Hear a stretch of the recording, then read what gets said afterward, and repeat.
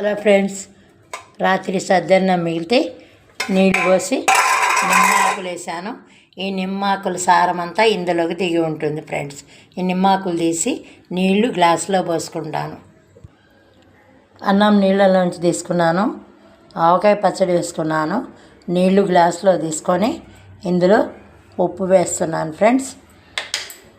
ఇలా కలుపుకొని ఈ అన్నం తిన్నాక ఈ నీళ్లు తాగితే సూపర్గా ఉంటుంది. చాలా టేస్ట్ ఉంటాయి. ఇవి తాగటం వల్ల బీపీ షుగర్లు రావు.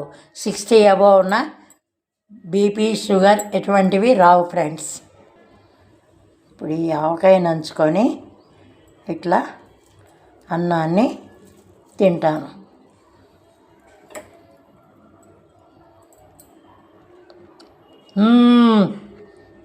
సూపర్గా ఉంది ఫ్రెండ్స్. ఈ వీడియో నచ్చినట్లయితే please like, share and subscribe my channel. Thank you friends. ఇది తర్వాణి అన్నం ఫ్రెండ్స్, చాలా హెల్తీ అయినది.